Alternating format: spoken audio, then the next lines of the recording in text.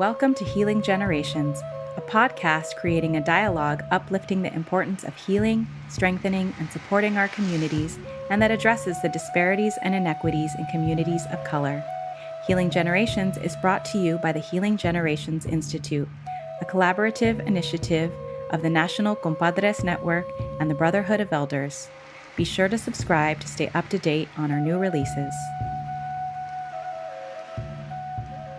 Well, welcome everyone. This is Jerry Teo with the Healing Generations podcast or the Healing Generations Institute. I'd like to welcome you today to this next session of which we explore the many dimensions of our culture, of our ancestry, and bring in the medicine and the stories that our ancestors have left us.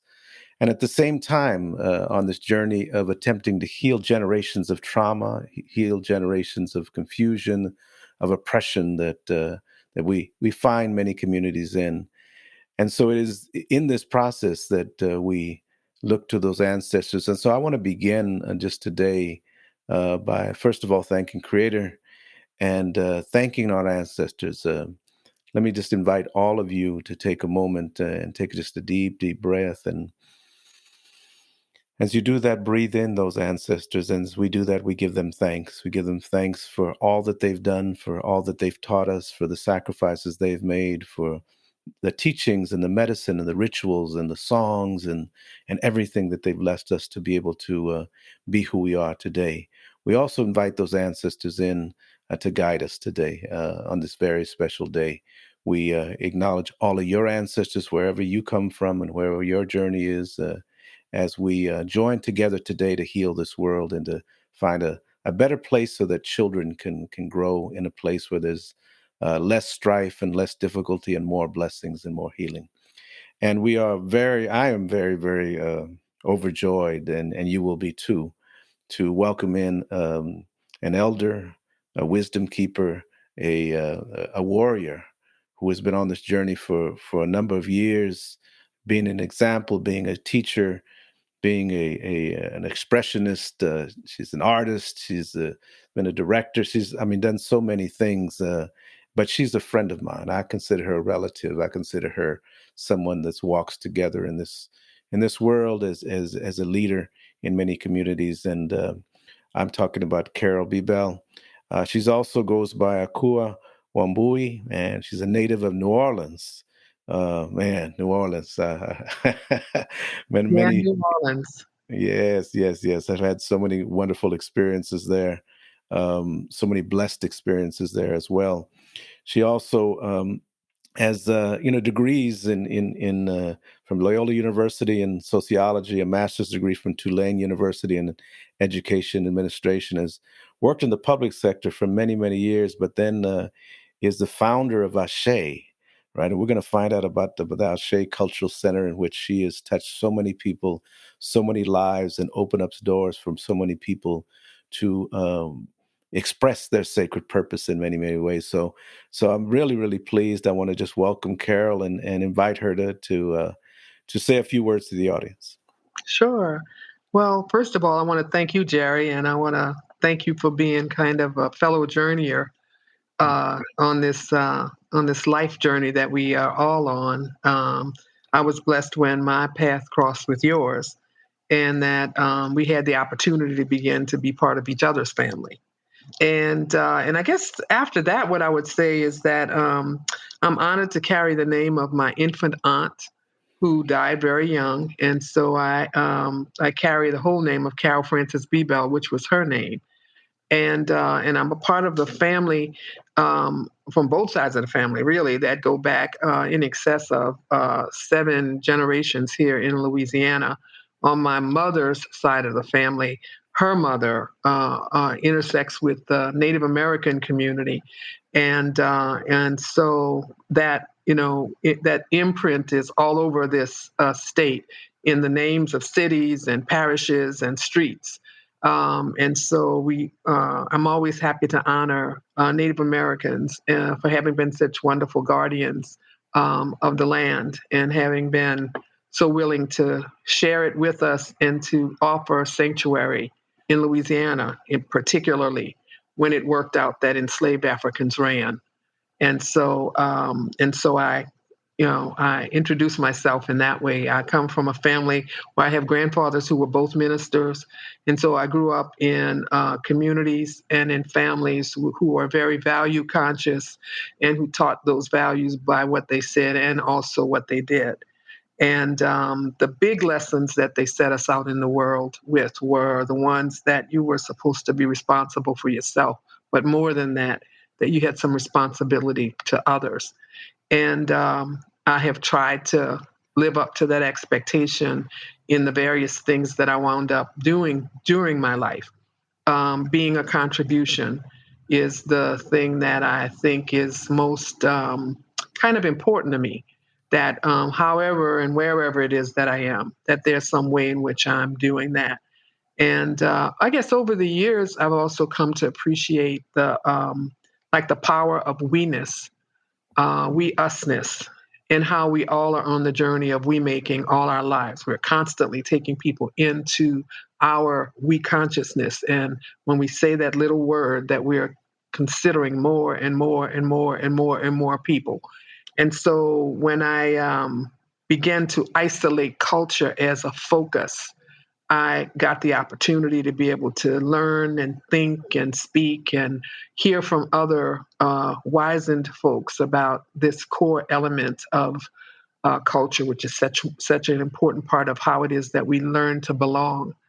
And I've just been trying to find ways to be able to help people to better understand that and to understand how much better we are in the world when we are constantly evolving our we, and that we are working harder to feel like we belong and to help others to feel like they belong. Wow.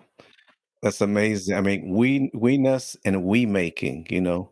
Um, well, let me just say that even without knowing that history, when I walk in a room and you're there, you can feel the spirit of your relatives. You can feel the spirit of your ancestors.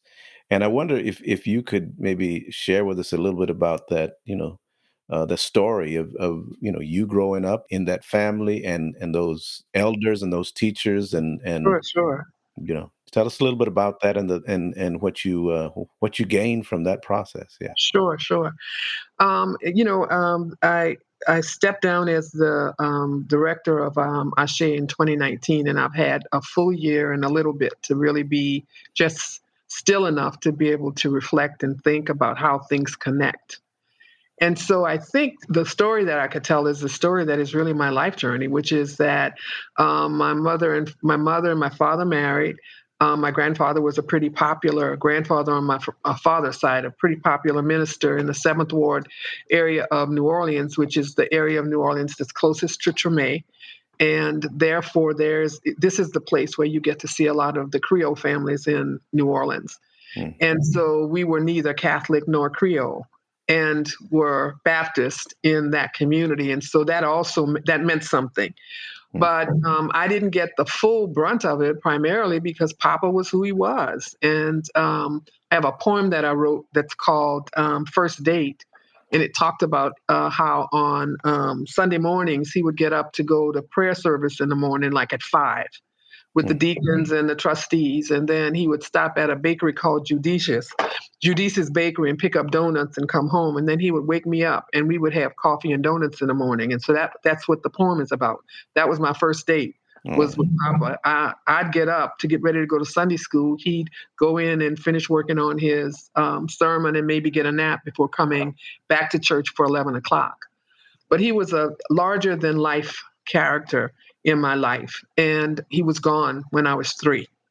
mm, And by that time, my family, my mother and my father, were also no longer in union. And my grandparents had become embarrassed about how poorly my father had performed as a husband. So, in an effort to support my mother, who they'd come to love very dearly, they said, "Look, don't worry about Carol. We'll take care of that. You just get your life together and we'll do everything we can." And then Papa died. mm, And the agreement of a temporary stay, me going to see my mother on weekends, wound up being I was 12 years old before I got back to my mother's family, by which time she had remarried and started another family. And it began this thing of being in a place where you're loved dearly, but that you're an outsider. because you don't have that core element of familiarity that's derived from the everydayness of having been there. Mm-hmm. And I think I became aware of what it means to belong and to desire to belong.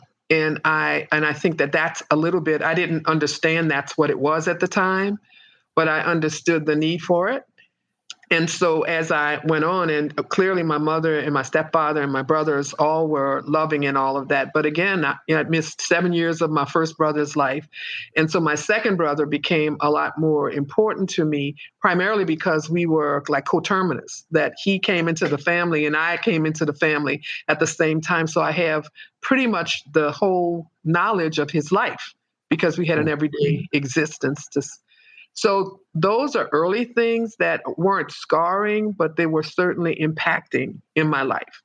And I think that I have worked in a way to be mindful of doing as little as I can to make someone feel like they don't belong, and to be conscious of the need for people to feel like they belong. And then I went to college and I learned about Maslow, and I understood that belonging was right in the middle of all of the hierarchy of human needs. Yep. And so that experience then combined with the scholarship, and I got started doing community engagement work, community-based planning for human services. And I did that for a whole career and loved it. And then stumbled once again on this outside work that I did, which was the stuff that I thought was my contribution, working with cultural organizations and churches and small groups, and discovering that though I was working mainstream in education and health and substance abuse prevention with lots of money, doing a good job, but every time somebody got out of slot, somebody else was ready to be in the slot. So, you weren't seeing an overall reduction, though you were seeing changes happening in individual people's lives.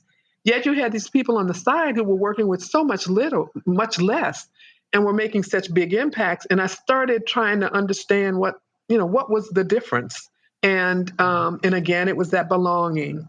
It was that sense of working inside of a place where you were seen and gotten and validated, and that people believed you could do it. And so you worked hard to not, in some instances, not to disappoint them.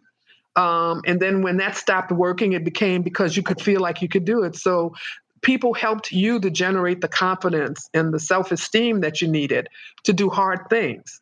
And so when the opportunity came to create a cultural arts center, which I didn't do alone, I did this with a really fantastic and awesome brother named Douglas Red, that, we really wanted to not do an art center, that we wanted to do a cultural center, because we really wanted to be able to kind of go at this like anthropologically, emerging culture and validating us as African American people, and using creativity and art as part of the expression of our brilliance. And at the same time, also helping to teach people that they were fantastic and wonderful and brilliant, and that they came from fantastic and brilliant people, as well as being able to expose artists and young artists, emerging ones and master ones at that, so that people could see that there was an ongoing kind of tradition of excellence and brilliance that was happening.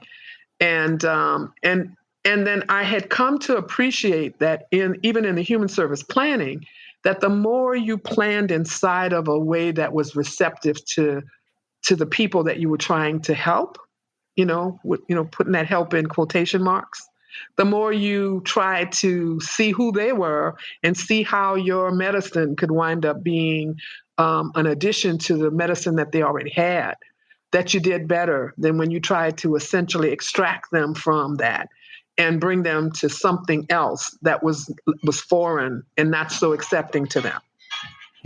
So, so that's kind of like how my life kind of emerged, and we got the opportunity at Ashe to imagine ways in which culture could serve the community. And so we designed programs with that kind of thing in mind. And so one of the programs that we were very proud of was the one that had us working with early early education teachers that we started off calling it ICE, the Institute for Cultural Education. When ICE became a bad word, it became INCUed, so that we could not have that bad karma on anybody hearing the word. But it was really about taking the educators who taught young children and essentially bringing them back to review work that they had already learned and to appreciate that they were in the richest part of our life when we learn, which is in these first 5 to 7 years. And that part of their job was to help a child to feel validated and important in the world, that they Mm, came from something that was, they came from people who were important and that they were important. And if the world didn't get it, then it was the world's problem and not theirs. We called it mm, the other vitamin C. And so we reintroduced them to Maslow and Erickson and helped them to really understand that belonging was a critical part of self-image.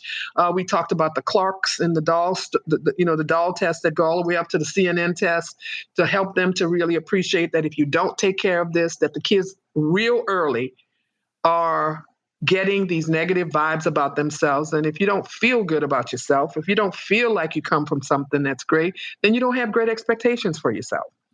And so we were really so happy to be able to work with. There's an organization here that coordinated all of the Head Starts, and we got to almost all of the Head Starts. And so it's work that you do all the time because one class of kids go, one class of teachers go, and then it's another class of teachers. So we did that program. We used dance and movement to really encourage women to become more active in the health of their families, mm, like more actively conscious about it. And so inviting them to really kind of just strut inside of all of their femininity. And they taught every kind of movement from hip hop belly dancing to yoga. We had every kind of movement that you could manage to do, but it was a 3-part thing. They would come twice a week and they would do something that was a movement thing. They would do something that was a consciousness raising thing, and we would feed them. And everything was an opportunity to introduce them to more.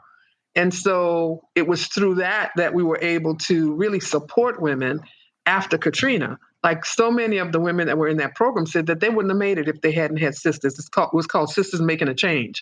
mm, And this is an instance where all of these fabulous dancers were able to come in and were able to work with women who didn't consider themselves dancers, but getting into the dance allowed them to get deeply inside of their femininity and to just have a wonderful time with it, to feel it, to claim it, and inside of that to also claim the role that they had in their families and with their loved ones in terms of being kind of looked upon as the leader of the family in certain ways in terms of how we care for how the family was cared for. And so when they started worrying about prostate cancer in the men, it was through the women that we were able to manage to cultivate that. And so that was yet kind of another instance of how we did it. And we also looked to curate theater that was about similar things. mm, And so we were really working in an intentional way, both to support artists in 2 ways. One is in giving them opportunities to work so that they didn't have to worry all the time about the whole budget for a year, that they had a portion that they could expect from the work they were doing at Ashe, and then they could do their artist thing on top of that. But also in terms of being able to put them into life circumstances where they could be influencers and influenced by the community. And so that was really our general way of operating. We created the Ma'afa commemoration because we thought it was an important thing to participate in. And this is where we remember the ancestors who were snatched and brought over. And mm, so on the 4th of July weekend, we would get up at at dawn and meet in Congo Square, which is our most sacred of places here in New Orleans. And we would remember them, and we would remember them in ritual, in dance, in song, and all of the different kinds of spiritual practices would be present, and they would have their prayers to offer. Everything from a Saraset, Ife, a Saraset. We had the Muslims, and so we had the Buddhists. Everybody kind of came, and then we would go through Treme in the French Quarter, and we would stop at the places where our people were held and sold. and we would give honor. And there's a installation at one of the churches in Treme, which is a tribute to the unknown slave. And we always would stop there. And then we would go to the river and offer floral offerings for the ancestors who didn't make it across. And for a period of time, we even would catch the ferry and go across the river to do that portion of the celebration. And so we were constantly looking for opportunities to celebrate. We did a major exhibit that was up for I think 4 or 5 months called Ashe to Amen, and it was a tribute to the enduring spirituality of people of African descent. And so it carried us from the continent to the powerfulness that is present in the church. And so, again, always looking for ways to be able to complete and correct the narrative, to have people to understand that the stuff that you've heard is not the story, that there's a different story. There's a different way. You got the right facts, but the wrong story. And so it was 19 years of that. And I sometimes when I speak it, I'm baffled myself at the length of time that we went from being we always struggled, but the struggle that we had at the beginning was different than the struggle that we had toward the end of my term anyways, and that we constantly looked for ways to be able to add our portion to other things that were happening, and also at the same time to be able to get things started, like the name Ashe means, the ability to make things happen. And so we were looking for the opportunity to make things happen as well. Wow. Ooh, man. What just strikes me is the joy and the positiveness and the creativeness that, has been able to happen through your involvement or your guidance or your participation over these years. And at the backdrop of that, I know the reality of racism and the Mm, reality of the injustice. And you mentioned, the slaves that didn't make it, and you mentioned the torture of the African rooted people. And I know that through all of that, um, that was alive and well. Tell me what is it, and how is it that you were able to, first of all, deal with those challenges and the reality and come through it? What are the lessons that you learned from your people or from your culture or from your papa, for mm. whoever that got That's you a good through? question. That's a real good question, Jerry. I think that one of the big things is that my family, going back to my family and my grandfather, in the Black church, the first family is like the Rosh Hashanah, right? And my family was that. My aunt in '55 was at the Chicago School of Design. That's like, it's mind blowing to me that a Black woman would be there. You know, my uncle, and my grandmother. This was my grandmother. My uncle had some visual art capacities, and so one Easter we went to bed, I guess with all of the running to church on Good Friday and, Easter Saturday and all that stuff. We woke up Easter Sunday morning and Uncle Charles had painted a big lit Easter lily on my grandmother's front room wall, and so I'm going, oh God, this is not going to be good. And so she was like, oh, Charles, that is so wonderful. So that was my grandmother. She put me to sleep every night with a story and wanted to know how my day was. And I think that because I had that as a child, I didn't always look for who was wronging me inside of things that went off. I often looked for what was wrong and tried to see what I could do to fix it. Now, that often sent me to discover that there were some things in place that were making a lot of things wrong for a lot of people, but I think that trying to harness whatever is the greater power that is within us, by working with others to try to really tackle things and not presuming that we couldn't tackle them, that there wasn't a way that we could figure something out. I had the example, a powerful one that was given to me really by one of my first bosses at the school board when I decided to go to graduate school. one of my colleagues and I decided to do it. And so we were doing it on our time in the evenings, and sometimes we go at lunchtime. And one time we were in a class when the deputy superintendent was the speaker. And so in the middle of class, he goes, Carol Bebelle, what are you doing here? And so it's lunchtime and all of this. So I'm figuring I'm in trouble for some reason, because really I'm young and green as could be at that point, so I'm a nervous wreck. So about 2 days later, my boss brings me in. So he says, pal, I hear you caused a little bit of a stir over at Tulane the other day, huh?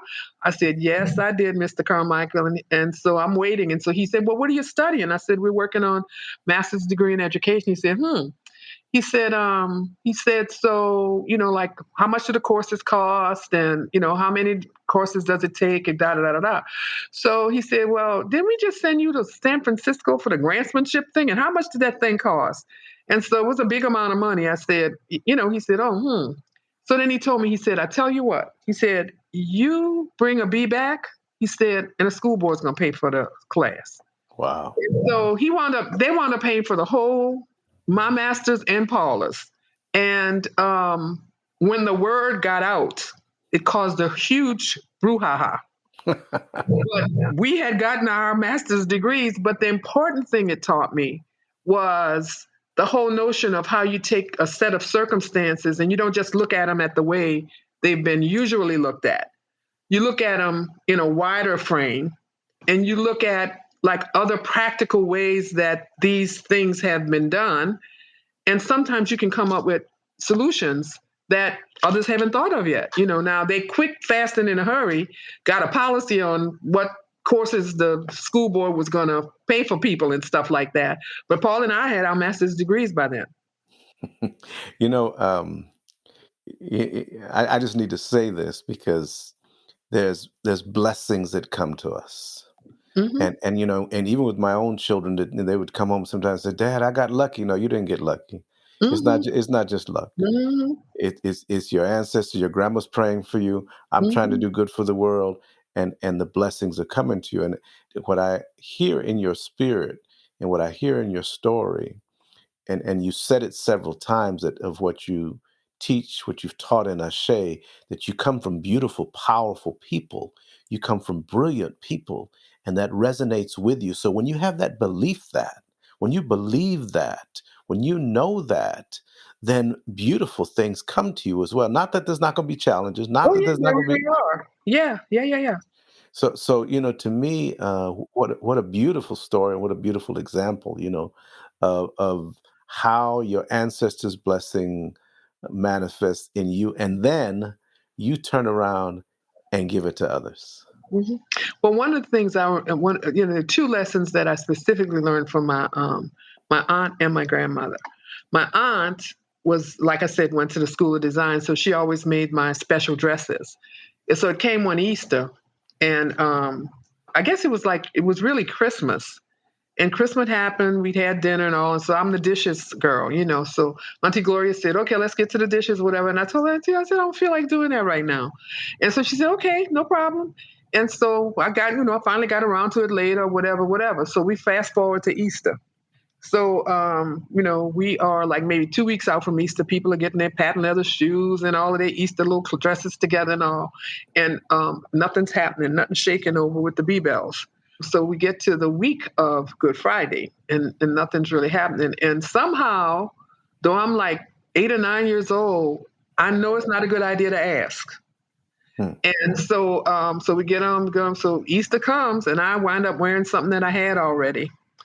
And so maybe by the next weekend, the dress shows up with the shoes and all. And so she gives them to me. And this is what she says, Jerry. She says, oh, Cookie, I was thinking about trying to get that together for you for Easter. She said, but I just didn't feel like it. I didn't feel like it. So I just, went on ahead and did it. And it was enough of a lesson for me to understand there's some things you get to, whether you feel like it or not. Mm-hmm. So that was one lesson. Mm-hmm. And then the other one, something came up and I had something and I didn't want to share. And my grandmother turned me, like she did sometimes. She caught me by my shoulders and said, she said, Cookie, let me talk to you for a minute. She said, close your hand. She said, now, you got your quarter in your hand and nobody can take it because your hand is closed, right? She said, but guess what? If I got $1 and want to give it to you, I can't give it to you either. She said, so you got to always remember that having an open hand is really something that's important. Like having your heart be open, because you can keep what you have, but you can't get anything added if you stay closed. And Wow. I had to be like 8 or 9 years old then, and I can't even remember who it was that I didn't want to share with. But I tell you, I learned how to be a sharer after that. And so I don't remember all of them, but I remember those two lessons. You do things because they need to be done, not because you feel like it. And that you always stay open, because if you close your hand, you may not lose what you have, but you'll never get anything either. Wow, that's some deep lessons right there. Wow, and it's definitely manifested in the way you do the work and the way you look at life and what you do.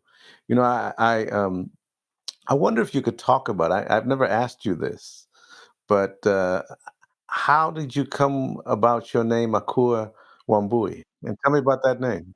That's interesting. So I've been really in church and around church all my life, and so when I went to Loyola, of course I got I was exposed to Catholicism as a child, because I was the one that asked all the questions for catechism. All my friends that had to study for catechism, I was the one: who made you? God made you. Why did God make you? I was the one that asked the question. And so when I went to Loyola, I really became enamored with the vigor with which the Catholics were working to minister to young people. And so when I left Loyola, St. Francis de Sales, which was the kind of the place, the launching place for Black Catholicism in New Orleans and maybe the South, and I started going to St. Francis de Sales. And I stayed there long enough and decided that, that it wasn't right to kind of be shopping and taking people's stuff and not being a contributor. So I just made the decision, and it was a hard decision because I'd been Baptist all my life, to become Catholic. So I did the RCIA, was confirmed and all, but I decided that when it came down to taking your, confirmation name, I did not want to take a saint name. And Mm, so I put my friends together and I asked them to give me an African name. And they're the ones that gave me Akua Wambui. wow. What does that name mean? Well, I thought it meant, what they told me was it meant sweet messenger, singer of songs. Wambui does mean singer of songs, but Akua, as far as I've been able to find, I've been looking hard, means born on a Thursday. So that's what it means. I think their intention was to name me Sweet Messenger, Singer of Songs. Hmm.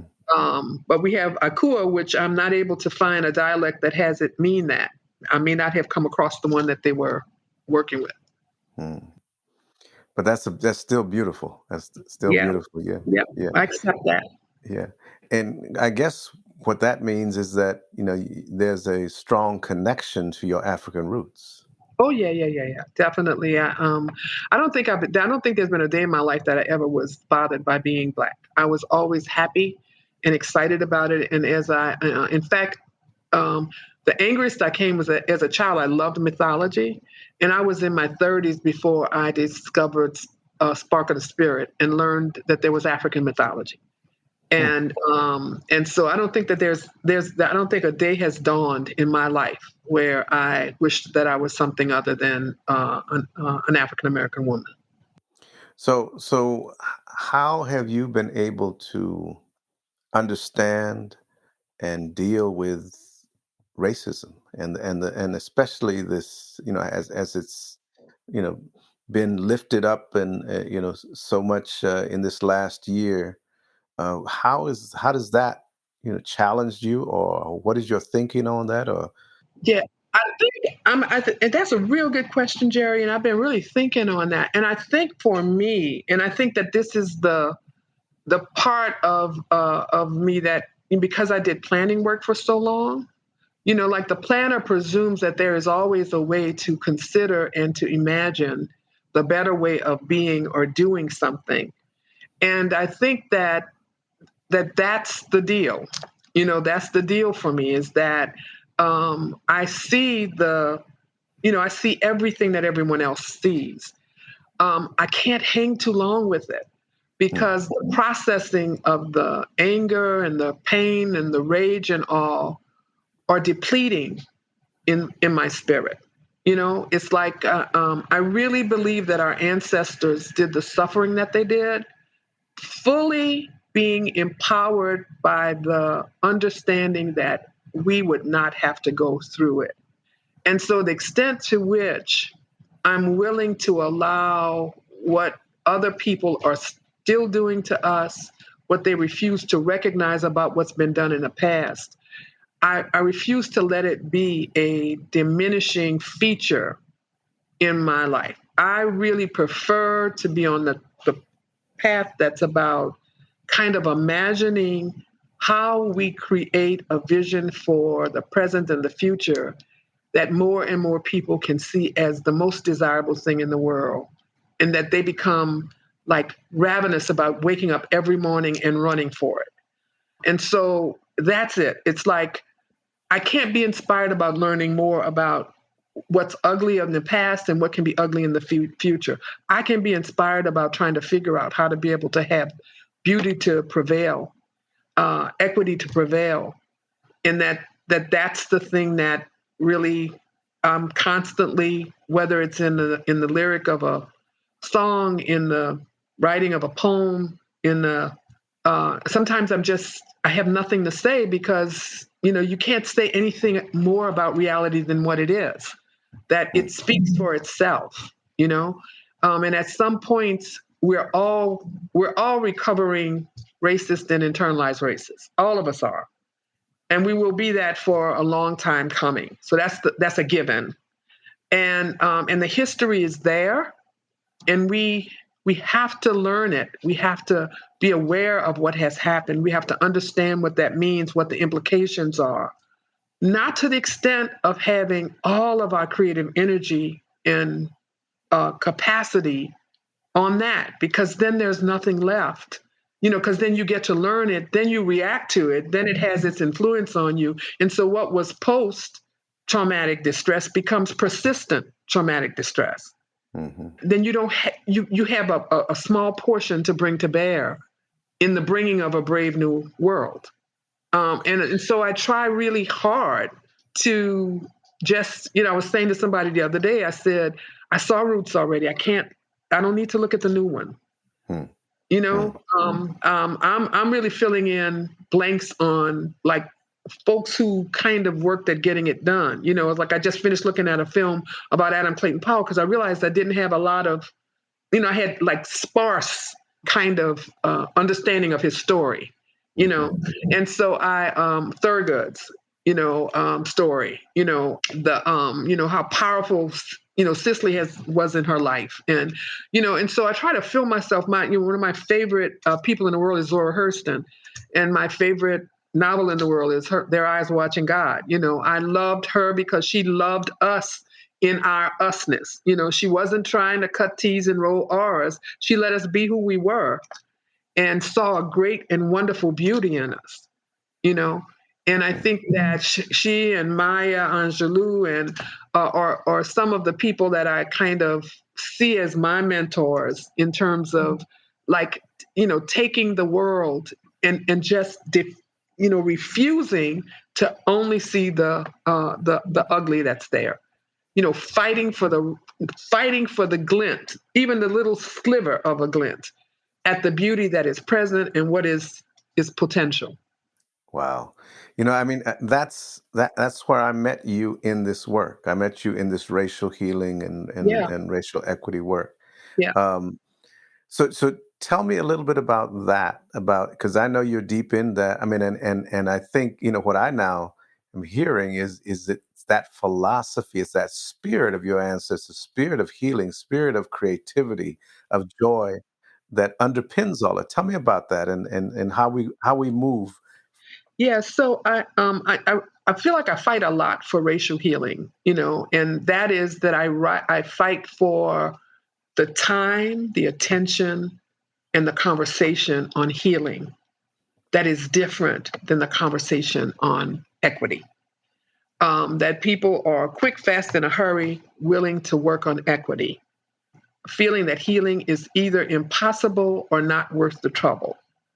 And what I think I have seen in the years that I have now lived, the decades, is that because we haven't worked on healing, that we're in a every 50-year cycle of being in this atrocious throes of white supremacy, like just flaring up in some way or another, to cause great difficulty Hmm. for us and other people of color, you know. And so I kind of coined the fact that if we can have radical resistance and we can have, radical thought and radical scholarship, that I'm choosing to be radically hopeful. And that is the thing that I want to hang my hat on. That I think that there's a way to put the facts together to tell a certain story, and there's a way to put the facts together to tell a different story. And I would like to believe, I do believe, that there is a way with racial healing for us to manage to put much of this behind us. That's not to ignore it, neutralize it, fail to validate it, but to have it work out to be something that happened. The Ma'afa's motto is the past we inherit, the future we create. And that's the path that I really, I want to be on, is that. And one of the things that I kind of have been working on for years, and this is a year I'm going to try to do more deep work on it, is what I call a cultural continuum. And I said that every human is on this continuum.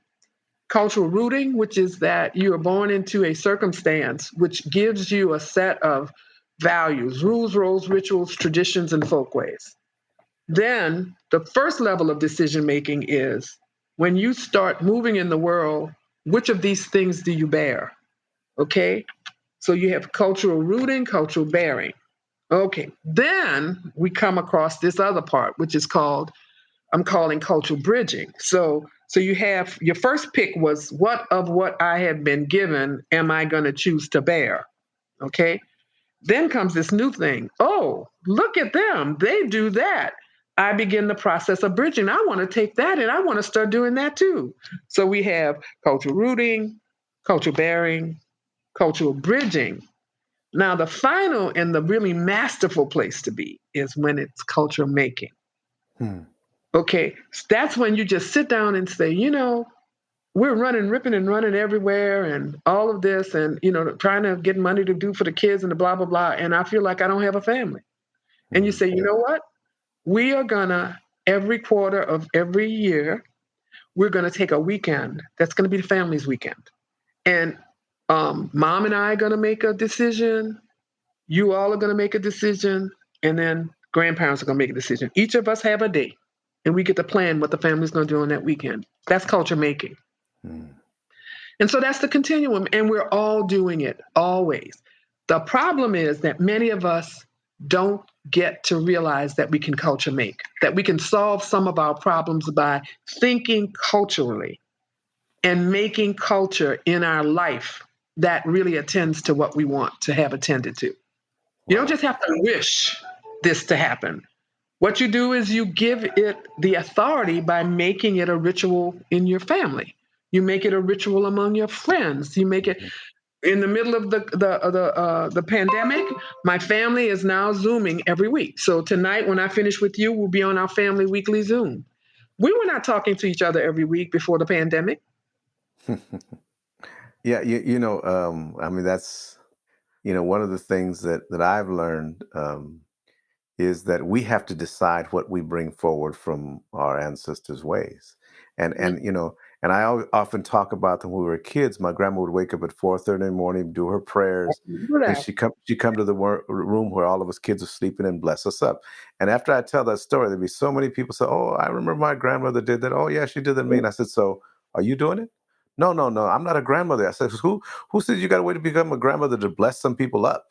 Right? And people wait for other people, and so what you are sharing really is how do we the cultural making, how do we become the cultural makers and Yep, choose to do that consciously. yep, One of the cultural making things that I know that you did that I want to lift up is you did a book of poetry. Yes. You know, can you tell us a little bit about that? You know, announce it to the audience. What's the name? Where can they get it? And tell me a little bit about that book of poetry. Oh, yeah. Well, I don't know. I don't even know if we have any, but I'm working on another Okay. collection that's coming out this year. But it's called In a Manner of Speaking. And I had been a closet poet for years. And, friends knew it. And I was in an era in my life where I really didn't like buying gifts for people. I liked making gifts for people. So I would commission pieces of art, or I would, do something else. Like one year I bought beautiful cards that reminded me of people. And then I went and got them framed specially and gave them to them rather than just giving them a card. And so this particular year, I said I was going to do a collection of poems for my friends and my family. And then it just kind of took off from there. Douglas designed it. And then I was a published poet. It's Mm, like it started off as a small project. Kalamu did some liner notes, and then I was a published poet. And then I guess about 4 years ago, Imagining America, I was on their national advisory board. The directors for it came to me and said, "Carol, we want to ask you, for the next convening, we have a request to ask of you." I said, "Sure. What can I do?" And so, here I am sitting with all these scholars, and so I mean, half the time I'm telling them, "Okay, y'all have been talking for 30 minutes. Explain to me what y'all just got through saying." Huh? And so I'm feeling a little bit like I'm not contributing, like I'd like to or whatever. And so they said, "Well, we'd like you to do a poem for the what you call it." So I said, "Okay." mm, And then I freaked out.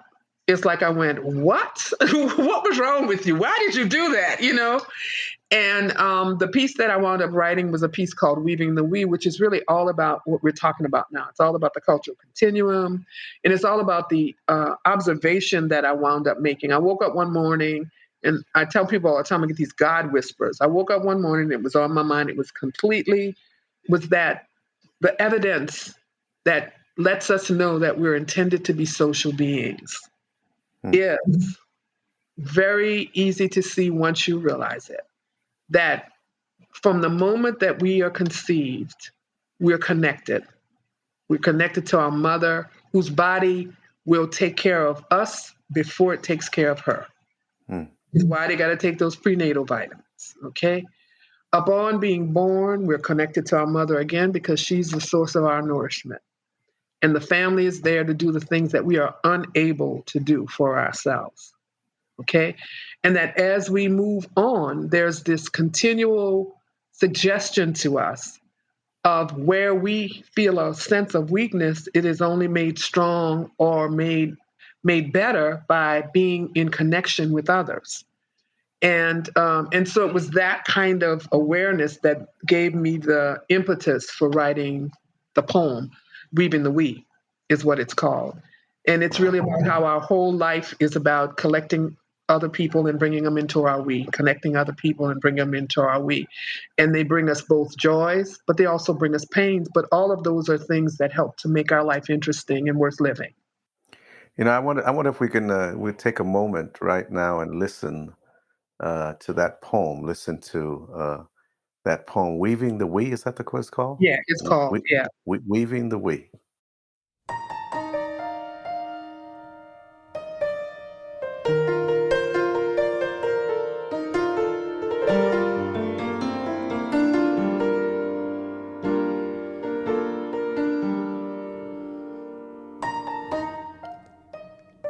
Since that parting at the start, from our safest home and anchor, we yearn for belonging. Soon human touch defines our new sense of intimacy, becoming a good exchange for our first sanctuary. Familiar, though not the same, it soothes and inspires us to begin our necessary launch to living. Holding fast at first, then tentative to our new shores of connection, we begin our dance of cleaving to, yet holding from those like us, who are seeking their own delicate balance to life.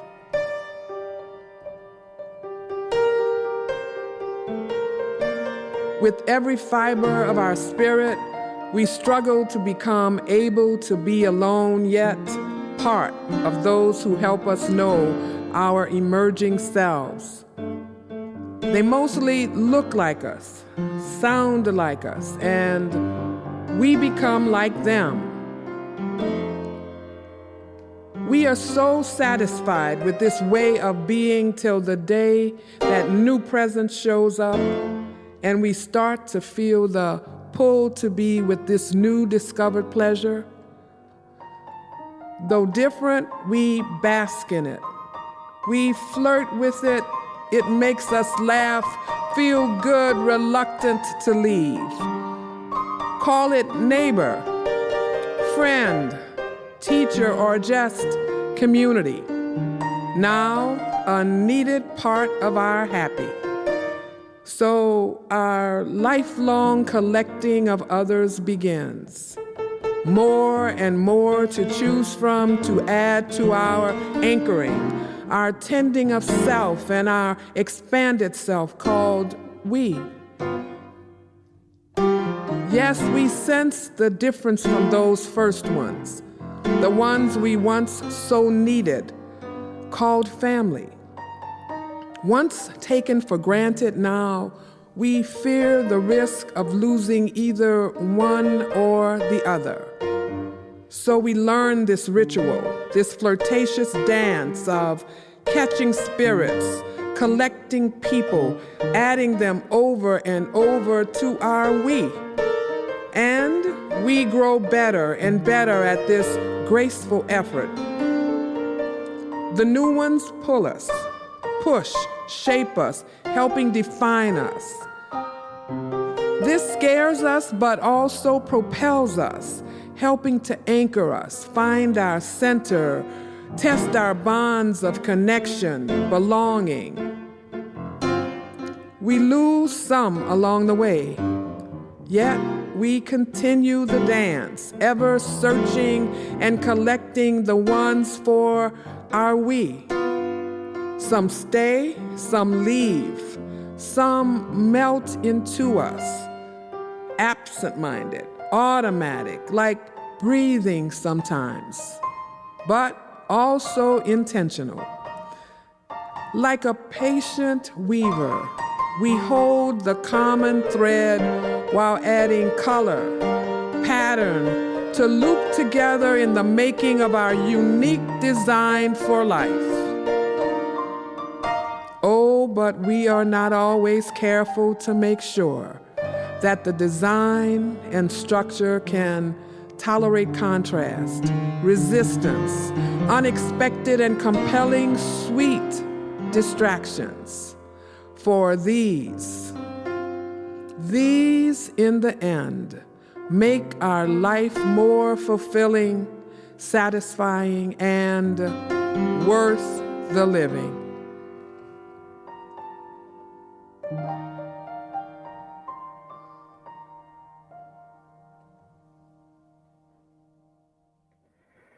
So as we listen to that poem, it really gives us the resonance of a really powerful message, and of your life and of your journey and everything that that you have contributed to the world. I was wondering if, as we close today, as an elder, as I consider you a wisdom keeper and someone that is a lover of people and a creative maker. I wonder if you could offer some words of counsel, of wisdom for that next generation. Hmm. If What would you say to this next generation that is coming up that you want them to remember and know as they go forward in this life? In two versions. One version, I would say our lives are shaped by those who love us and those who refuse to love us. Another way to say this, a similar thing, is to say if you want to do something that is going to last a long time, do it with others. If you want to do something that's going to happen fast, do it by yourself. And I think all of it is about understanding that we don't do really well alone. There are many people who claim that they do the best that they can do alone, et cetera. And the problem with that is that by the time you realize that you're wrong, you're already in trouble and you don't have anybody that's close by to be able to notice it and to be there to be able to help to lift you up. And so I really encourage fraternity and solidarity and unity as a core element of your value system. But more than anything, I encourage you to have a value system, to stop and think, whether you're in church or whether you're meditating or whether you're doing yoga or whatever, like what are the anchoring things that you believe in your life? And then guide your life by those things. I think that in the exodus that has happened, I think in the last 15 to 20 years of people from organized religion, that there are only some of the folks who have made the decision to find alternate ways of being able to attend to their spiritual self. And I think it is really critical to understand that the spiritual self is really the self that sees you through. That's where you have your connection to the ancestors and to God, and that the real world is has nothing to offer in a battle that's with ancestors and God. And so you really want to have yourself charged up. And so it's your choice how you do it. And I often have said to people lately that, there's the Old Testament, the New Testament. I think there's the newer and the newest testament. And I think that the newest testament is being spoken by the prophets who are young poets and wordsmiths. And I think that people need to be listening a lot more to some of the things that they're saying because they really are brilliant. Wow. Well, their brilliance comes because people like you have made a path and you have shown the way. You have been the example. And even in the darkest time, we need people like you that can bring joy and can show us that in spite of the struggles, there always is a way. The Spirit lives through us, and that you also created a space and a path and an example for other people to create. You give us the advice to co-create together. And I think that's really what God's love is about, that co-creation of the next generation so that it's better. Carol, I just want to thank you so, so much. And I really look forward to our work together. Yeah, We're I on do too. we're on a path here. We're going to do some beautiful work together and create these messages. I want to thank you and your people and your ancestors and your family and everything that you do. And I want to encourage the listeners to take heed of what our elders shared with us, about that the sense of we, that we among us and connecting and recognizing the beauty and the joy and everything, but also taking the responsibility of what you water, what you decide to grow, and what you decide to live going forward. Continue to listen and share this podcast with other people. Send us some remarks and check out Carol Bebelle's poetry and everything she does, and send her a message too. We thank you and we thank the ancestors again for guiding us today, and we offer you blessings in every way. Thank you very much. Te amo. Gracias. For more information about Healing Generations and the Healing Generations Institute, visit nationalcompadresnetwork.org and be sure to subscribe to stay up to date with our new releases.